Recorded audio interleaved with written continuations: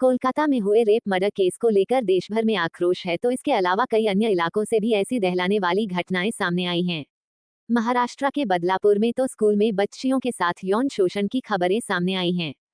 इन खबरों में कहीं न कहीं पॉर्न का भी रोल रहा है।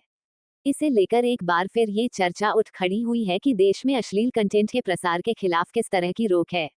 हाल ही में भारत में जिस तरह का सेक्सुअल एक्सीडेंट हो रही है, इंडियन गवर्नमेंट ने गूगल पर पोर्न कंटेंट को ब्लॉक कर दिया गया है। वहीं सेक्स टॉयज को लेकर कानून कितना सख्त है। भारत में कानून है जटिल। भारत में पोर्न और सेक्स टॉयज के नियम कानून को लेकर कानूनी स्थिति जटिलता से भरी है।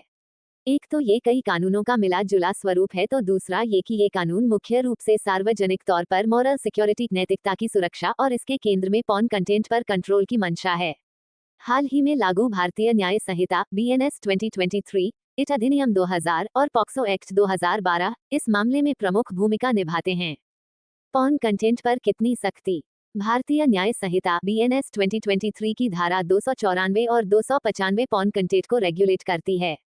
इन धाराओं के तहत कोई भी कंटेंट जो किसी की यौन उत्तेजना को बढ़ावा देती है और समाज पर भ्रष्ट प्रभाव डालती है, उसे अश्लील माना जाता है।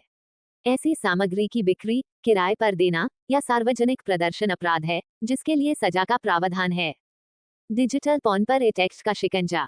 डिजिटल मीडियम में अश्लीलता या पोर्न के प्रसार को रोकने के लिए इट अधिनियम 2000 के तहत भी सख्त नियम लागू हैं। धारा 67, 67 और 67B ऑनलाइन अश्लील और यौन सामग्री के प्रसारण पर रोक लगाती हैं। इसमें शामिल लोगों के लिए कड़ी सजा और जुर्माने का प्रावधान है। खासकर बच्चों से जुड़े पोर्न कंटेंट मामले में ये बेहद स्ट्रिक्ट है। पॉस्को अधिनियम के तहत बच्चों की सुरक्षा। यौन अपराधों से बच्चों की सुरक्षा के लिए पॉस्को अधिनियम 2012 भी महत्वपूर्ण है। इस अधिनियम की धारा 14 के तहत बच्चों का यौन शोषण करने वाले लोगों को कठोर सजा का सामना करना पड़ता है।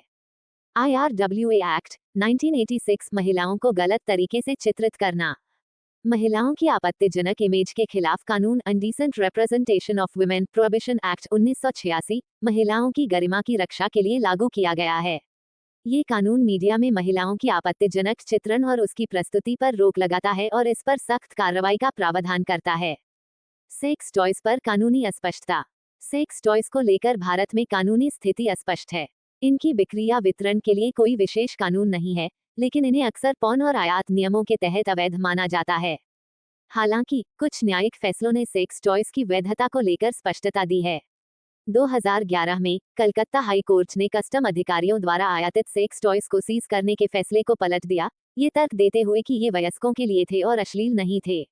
इसी तरह मार्च 2024 में बम्बई हाई कोर्ट ने शरीर के मालिश करने वालों के उपकरण सीज करने के फैसले को पलट दिया। कोर्ट ने अपने फैसले में कहा कि ये सेक्स टॉयज नहीं थे। ऑनलाइन शॉपिंग के बढ़ते चलन के बावजूद रिटेलरों को इन उत्पादों की खरीदी बिक्री करते समय स्थानीय कानूनों और कस्टम नियमों का पालन करना पड़ता है। इस संबंध में बाजार में सेक्स टॉयज की उपलब्धता और इनके विज्ञापन को लेकर सावधानी बरतने की जरूरत है।